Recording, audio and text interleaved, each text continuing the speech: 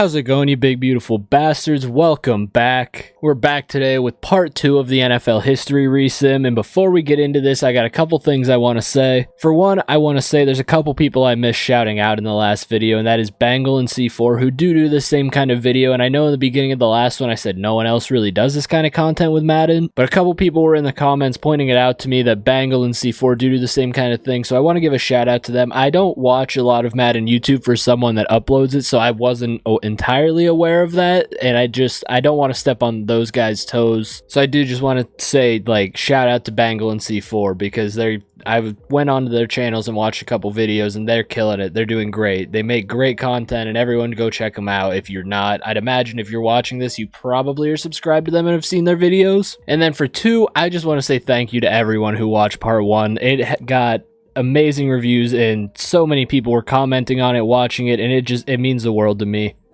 The channel gained around 200 subscribers at the point where I'm starting this from that video, and I genuinely laid in bed last night falling asleep with a tear in my eye because I was just reading the comments and looking at everything on it, and I started to tear up. It just made me really happy. So before I get sappy, we're going to get right into this. As you can see, we're right where we left off as the Colts just cemented their dynasty and won their 3rd Super Bowl in the sim, and now we go into the 2014-2015 season. So going into the 2014 draft, this is actually a pretty big one. There is a lot of notable players in this one where you get Jadeveon Clowney, Greg Robinson, Blake Bortles, you get Sammy Watkins, Khalil Mack, Jake Matthews, Mike Evans, Anthony Barr, Eric Ebron, Taylor Lewan, shout out bussin' with the boys. You get OBJ, Aaron Donald, Kyle Fuller, Ryan Shazier, sad story there. As an Ohio State and Steelers fan, that is one of my favorite NFL players of all time. Zach Martin, CJ Mosley, Calvin Pryor, Brandon Cooks, Haha Clinton Dix, Johnny Football, Darquez Denard, Jason Verrett, Deion Buchanan. He used to be an elite user to have. Jimmy Ward, Bradley Roby, you get Teddy Two Gloves. Devontae Adams is a projected later pick. Real quick though, someone mentioned looking at overalls in the comments, so I do want to go in and look at players' overalls coming into this draft. Is you get Jadeveon Clowney at a 77, Bortles at a 71, Khalil Mack comes in at an 87, which means he's probably going very early. Mike Evans comes in at an 81, Anthony Barr a 76, OBJ an 80, Aaron Donald also an 87, rightfully so. Other than that, there's no one that's really a super high overall.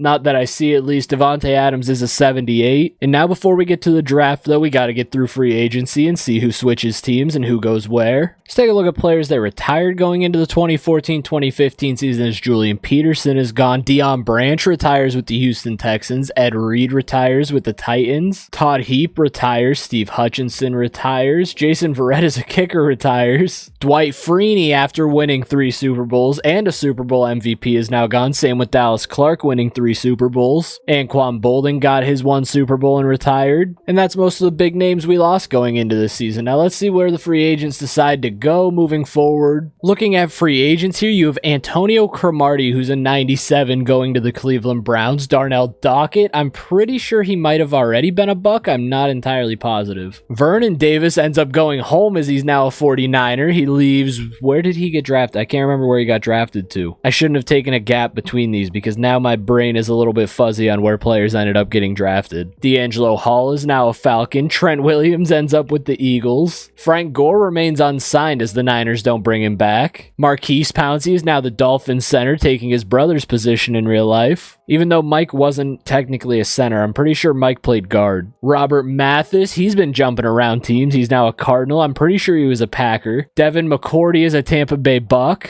Ray Rice still remains unsigned. Good thing, thank God. Arian Foster is a Buck. Aaron Hernandez gets signed and is a Buck. Now we move into the 2014 draft. We'll see if Jadeveon Clowney ends up going number 1 overall or if he ends up slipping. The Tampa Bay Bucks, as always, have the number 1 pick. I actually looked and I did mess it up. I kind of screwed the Bucks over a little bit where their thing wasn't on auto. It was on manual, so I still had control of them, but I saved it. If you couldn't tell, they signed like 4 free agents there, so I may have fixed it for them and they might get a bit better here. Greg Greg Robinson actually goes number 1. Khalil Mack goes to the Texans, where they could have had Jadeveon Clowney for a second time around. Aaron Donald is a Washington Commander. Sorry, Rams fans. Blake Bortles is now quarterback of the Chicago Bears. That feels like a Mitch Trubisky kind of situation. Justin Gilbert ends up going to the Las Vegas Raiders. I almost said Oakland again, which technically at this time they would have been the Oakland Raiders. The Jets get Jadeveon Clowney. And now the Rams, who could have ended up getting Aaron Donald if he just slipped a couple more picks, end up getting Sammy Watkins. The Packers get Eric Ebron. The Baltimore Ravens are up next and get Mike Evans. Now for the Chargers, they get Kyle Fuller. The Denver Broncos get Zach Martin. D Ford ends up a New York Giant. The Pittsburgh Steelers take OBJ. That's a little bit of a crazy one to see. OBJ in Pittsburgh. The Saints get Jake Matthews, and the Arizona Cardinals end up getting Jason Verrett. We'll go a couple more picks here because I really like this draft class. As the Minnesota Vikings get Jawan James, and the Miami Dolphins get Haha. Anthony Barr ends up a Tennessee Titan. The Dallas Cowboys get Marcus Smith, and the Cleveland Browns get Bradley Roby. So we don't know where Johnny Football ended up. Johnny Manziel ends up an LA Ram. I just had to go look at that because I was very curious as to where he ended up. And Teddy Bridgewater ends up a Houston Texan. Derek Carr is a Kansas City Chief. I didn't even realize he was in this. Jimmy Garoppolo is a Tennessee Titan. Jeremy Hill ends up a Steeler. So now we sim to Super Bowl 49, where Malcolm Butler is meant to throw Russell Wilson in the garbage because instead of handing it to their running back, whose nickname is literally Beast Mode, the Seattle Seahawks decided to throw the football from the 1-yard line. I'm sorry, Seahawks fans. There was a couple of you guys that commented in the first one about Madden always shitting on the Seahawks. Going into the fight for Super Bowl 49, you have the respected number 1 seeds, the Jets in the AFC and the Cardinals in the NFC. In the wild card round, you get the Chiefs against the Titans, you get the Colts at the 3 against the Miami Dolphins, and you get the Baltimore Ravens at the 4 against the Las Vegas Raiders. And then on the NFC side, you get the Washington Commanders against the New York Jets, you get the Carolina Panthers against the Eagles, and you get the Minnesota Vikings against the Dallas Cowboys. Now we take a look at the yearly awards as Ryan Tannehill for the Arizona Cardinals is your league MVP, and Nick Foles is right behind him as the starting quarterback of the New York Jets. Coach of the year goes to Robert Saleh of the Jets. It always seems like the guy that goes second in the MVP race, their coach gets coach of the year. On the AFC side, offensive player of the year, you get Chris Henry. Defensive player of the year, you get Sean Merriman once again winning like his 3rd of this whole sim. Offensive rookie of the year is Devontae Adams, followed by Derek Carr. And defensive rookie of the year is Anthony Barr. You go over to the NFC side where you get Jacoby Jones as offensive player of the year and Charles Johnson as DPOY. Offensive rookie of the year is Jarvis Landry for the Detroit Lions. Blake Bortles is right behind him. And then defensive rookie of the year is obviously Aaron Donald. Now we sim forward to the championship games. Let's see who ends up in it. I should have explained that for anyone that didn't watch part 1. Basically how this goes is we simulate the regular season, the wild card round, and the divisional round, and we go and watch both championship games and the Super Bowl. In the championship games,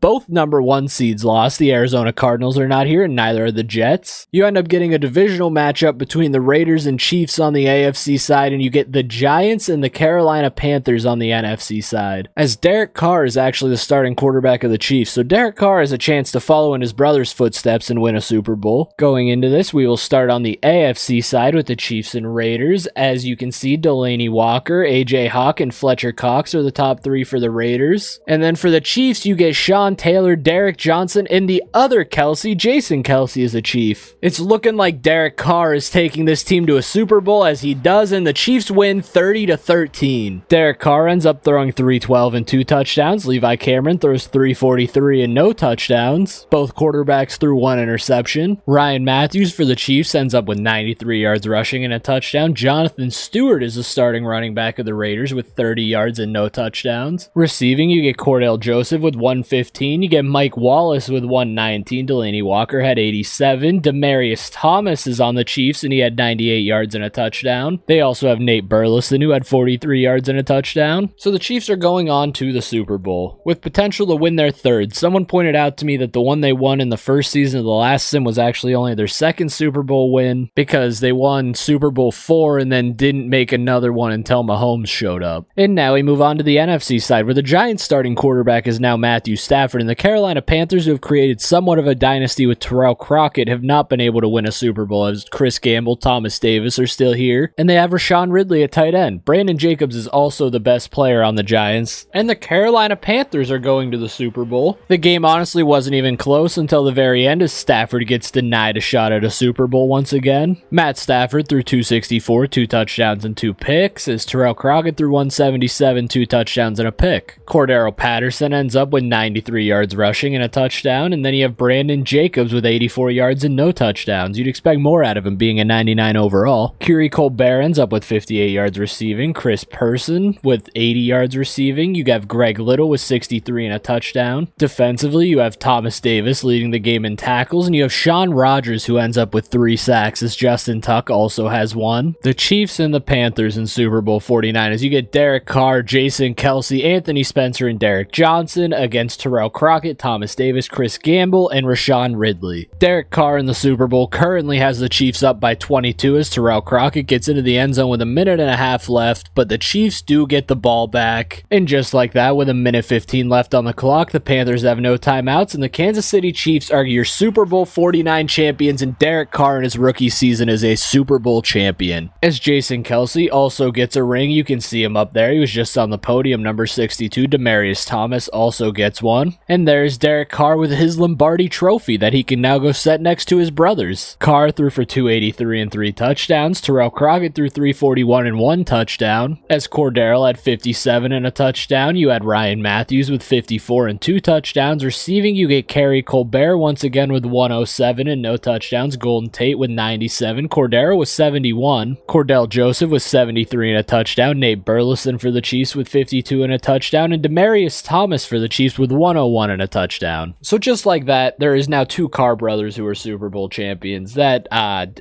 it never happened in real life because for one, David Carr never won one. For 2, I don't know if Derek Carr's ever going to get one. Because there you have it in his rookie season. Derek Carr is your Super Bowl MVP. As technically it says the Chiefs have 4, but they only have 3. Looking at the retirements going into the 2015-2016 season, Eric Steinbach is gone. Santana Moss retires. Sean Rogers retires after losing a Super Bowl. Bob Sanders is gone. Brandon Lloyd retires. Charles Tillman retires as his career doesn't last forever. So does Nate Burleson. Nate Burleson and Charles Tillman go out getting a Super Bowl ring. Albert Hainsworth is gone. Carlos Dansby, Jason Peters, Mark Bolger calls it a career, and Willis McGahee calls it a career, as I think that's the last of the big names. Oh, Matt Forte retired after just 7 seasons. Looking at the 2015 draft class, you have the class where Jameis Winston goes number 1 and Mariota goes 2. You also get Dante Fowler, Amari Cooper, Brandon Scherf, Leonard Williams, Kevin White, another wide receiver that's a draft bust, Vic Beasley, Eric Flowers, Todd Gurley. He's one I'm excited to see have another career. Devontae Parker, Melvin Gordon, Eric Armstead, Marcus Peters, Nelson Aguilar, DJ Humphrey, Shaq Thompson, Rashad Perryman, Byron Jones, Philip Dorsett. And now looking at the overalls, Jameis Winston does have an edge on Mariota to 74, where Mariota's a 73. Amari Cooper and Brandon Scherf both come in at a 78, 81 overall Todd Gurley. Other than that, everyone else in the first round sits around the 70 to 75 range. Gurley is the real standout at an 81. I don't see Gurley going before either of the quarterbacks because it depends who has the 1 and 2 pick. I could see one of those teams taking Mariota and the other one taking Winston. Crazy to think, too, neither of those picks ever really worked out for the team that got him. I mean, the Titans, the best play you got was the Mariota pass to himself, which is an iconic play in NFL history in my eyes. Now going into the 2015-2016 season, Jason Kelce switches teams after winning the Super Bowl and is now a Dallas Cowboy. Aaron Rodgers is also now a Dallas Cowboy as he leaves Green Bay way earlier than he's supposed to. Louis Castillo goes to the Giants. Frank Gore still remains unsigned. Joey Porter actually does end up going to the Cardinals. Marcel Darius to the Raiders. There must have been 2 Ed Reeds as one remains a free agent even though he retired. Braxton Johnson to the Vikings. Laren Landry to the Commanders. Mark Ingram goes to the Green Bay Packers that just lost Aaron Rodgers. Darren Sproles still remains unsigned. BJ Raji ends up in Washington. Leotis McKelvin also ends up in Washington. Jonathan Joseph to the Bears. Corey Liuget to the Bears. Antrell Roll to the Colts. Chris Henry stays in Cincinnati. Elvis Dumerville once again jumps ship from Tennessee and ends up in Oakland or Las Vegas. And now we go into the 2015 NFL Draft, where we see who gets Jameis Winston or Marcus Mariota, or neither of them go 1 or 2. The Detroit Lions have the number 1 overall pick, and they could very well take a quarterback, as they do take Jameis Winston at number 1, and the Seattle Seahawks at 2 take Leonard Williams. The LA Rams have Colin Kaepernick, so I don't imagine they take Mariota. They take Dante Fowler. The Texans, though, take Vic Beasley. I was going to say they could take Mariota, but they did not. The Niners end up taking Amari Cooper. The New Orleans Saints get Kevin White, where hopefully he's not a bust this time around. Eric Armstead goes to the Falcons. The Chicago Bears get Todd Gurley. The Denver Broncos get Danny Shelton, who I actually think ended up there anyway at some point. The Chargers get Devontae Parker. The New England Patriots are up next, and they get Brandon Scherf. The Cincinnati Bengals